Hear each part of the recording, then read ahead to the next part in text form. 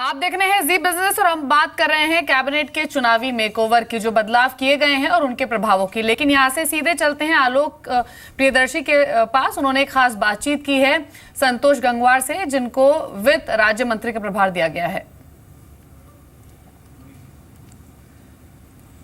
मोदी सरकार में कैबिनेट फेरबदल के बाद संतोष गंगवार, जो कि पहले वस्त्र मंत्री थे, अभी एमओएस फाइनेंस बने हैं, हमारे साथ बातचीत करने के लिए खुद मौजूद हैं। संतोष जी, सबसे पहले तो वित्त मंत्रालय में इतने अहम पद दिए जाने के लिए मुबारकबाद। और इस जो फेरबदल है या जो नई जिम्मेदारी है, नई भूमिका, उसको किस तरह से आप देखते हैं सर? नहीं, सबसे पहले तो आपका धन्यवाद। और दूसरे, मैं ऐसा महसूस करता हूँ कि देश जिस प्रकार की अपेक्षा प्रधानमंत्री से करता है, सरकार से करता है, ये केवल सत्ता का बदलाव नहीं है, ये कुछ काम का भी बदलाव समझ में आना चाहिए। तो आज के कल के इस परिवर्तन से समझ में आता है कि काम करने की दिशा को और मजबूती से आगे बढ़ाने के लिए ले जाने का एक प्रयास हुआ है। लगातार ये कहा जा रहा था, विपक्ष भी कह रहा था कि ये सोशल है, जातिगत समीकरण के हिसाब से, चुनावी हिसाब किताब से ये बदलाव किया गया है। लेकिन आप कह रहे हैं कि इसमें परफॉर्मेंस भी इन्वॉल्व था। किस तरह से आप देख रहे हैं कि परफॉर्मेंस बहुत ज़रूरी था? मोदी सरकार लगातार ये कहती रही पिछले 2 साल से कि सभी को परफॉर्म करना होगा, परफॉर्मेंस भी इम्पोर्टेंट है इसके लिए। नहीं, ये बात तो दुरुस्त है।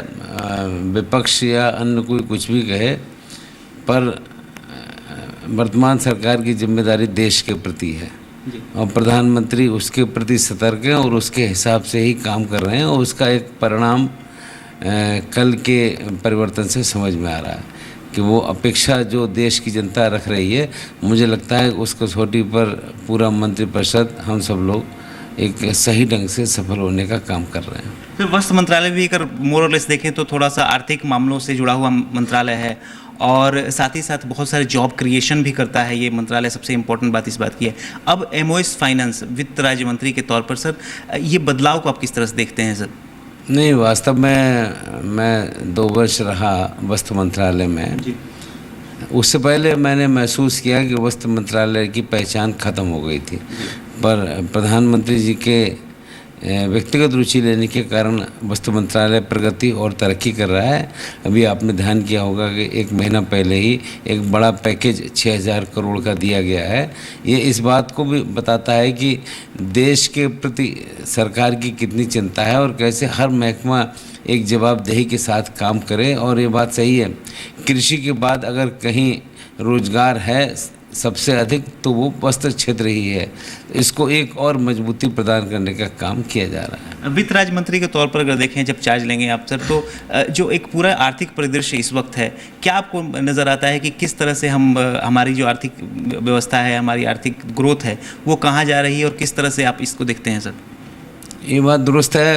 आप ये भी देख लें कि पूरी दुनिया में जो तरक्की की रफ्तार है वो वित्तीय ढांचे, वित्तीय व्यवस्था से है। और हम इस बात को जानते हैं कि पिछले वर्षों में जो हमारा विदेश व्यापार था वो बढ़ा नहीं है।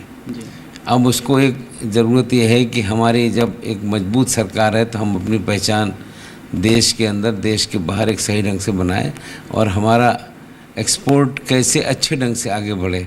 और वास्तव में वित्त मंत्रालय के ऊपर बहुत चुनौतियां हैं, बहुत जिम्मेदारी है। आने वाले समय में ये सब समझ में जो आ रहा है उसके हिसाब से हम सब लोग काम कर रहे हैं। दुनिया भर में कहा जा रहा है कि भारत शाइनिंग स्टार है ग्रोथ के मामले में, हर जगह तरक्की कर रहा है, ग्रोथ रेट बहुत ज़्यादा है। इस ग्रोथ को बरकरार रखना सबसे बड़ी चुनौती है और पूरी दुनिया में भी एक मैसेज देना कि इंडिया आर्थिक तौर पर भी सबसे सक्षम है, वो भी बहुत ज़रूरी है। तो ये आर्थिक जो विकास है सर, क्या आपके लिए क्या प्रायोरिटीज़ होंगी अगर देखें तो? 3 अगर प्रायोरिटीज़ कहें तो सर। मेरा मानना यह है कि ये अब एक देश सही दिशा में चलने के स्वरूप में आया है जी। और एक तो सारे पड़ोसी देश, एक अन्य हमारे सहयोगी देश हैं, उनसे हमारे संबंध दुरुस्त होना। और अब वस्त्र मंत्रालय में रहने के बाद मैंने महसूस किया है कि दुनिया के देश अब भारत के प्रति संबंध और अच्छे मजबूत बनाने के लिए इच्छुक हैं और वो चाहते हैं कि हर क्षेत्र में इस संदर्भ में और अच्छी दिशा मिले। तो इस हिसाब से हम सब लोग मिलकर काम कर रहे हैं और मुझे लगता है कि पहली बार एक लंबे समय के बाद एक देश को पॉजिटिव ग्रोथ की दिशा में ले जाने का काम हो रहा है। और ये इसलिए भी हो रहा है कि सबको लग रहा है कि अब देश के अंदर जो सरकार है वो जवाबदेह सरकार है, विकास की सरकार है और आम आदमी के हित की सरकार है, और उसके हिसाब से हमें हर तरफ एक पॉजिटिव सकारात्मक उत्तर मिलने का बात हो रहा है। मोदी सरकार से एक्सपेक्टेशन थी कि महंगाई पर काबू होगी, जॉब मिलेगी, ये तमाम चीज़ें जो चुनौतियां थी, वित्त मंत्रालय की भी बहुत बड़ी भूमिका है इसमें। जॉब दिलाने की बात हो, चाहे इन महंगाई रोकने की बात हो, चाहे लोगों के पास जो एक तरह से कहें कि पैसा जेब खर्च हो, वो तमाम चीज़ें हैं। ये सब चीज़ें आपके हिसाब से कितनी महत्वपूर्ण है? क्या आने वाले चुनाव में भी ये मुद्दा बनेगी सर? न, जॉब मिलने की तो प्रक्रिया शुरू हो गई है। जिस ढंग से पूरे ढांचे के हिसाब से हम काम कर रहे हैं, अब लोगों को लग रहा है, लोगों को विश्वास हो रहा है कि अब जॉब मिलने का काम हो रहा है। और सबको ये भी समझ में आ रहा है कि जिस प्रकार से सरकार काम कर रही है, एक जवाबदेही के साथ काम कर रही है और एक इस हिसाब से काम कर रही है, अब एक आउटपुट समझ में आ रहा है।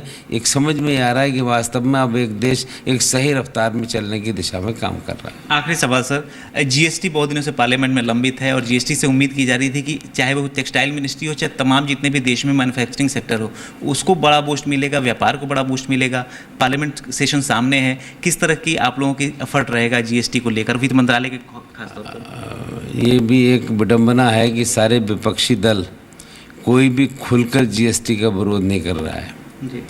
पर अड़ंगे लगाने का काम कर रहे हैं। हम सबकी समझ में आ रहा है, देश के हित के लिए है और मुझे लगता है कि इस सत्र में जीएसटी बिल पास हो जाएगा और जो दुनिया के देश हमारी ओर देख रहे हैं, एक उस दिशा में ये पॉजिटिव स्टेप होगा। शुक्रिया जी, मीडिया से बात करने के लिए शुक्रिया। धन्यवाद आपको। तो वित्त राज्य तो ये खास बातचीत आपने सुनी संतोष गंगवार के साथ, जो कि वित्त राज्य मंत्री बनाए गए हैं। पहला टेक्सटाइल विभाग था इनके पास और अब मिनिस्टर ऑफ स्टेट फाइनेंस का विभाग इनको सौंपा गया है।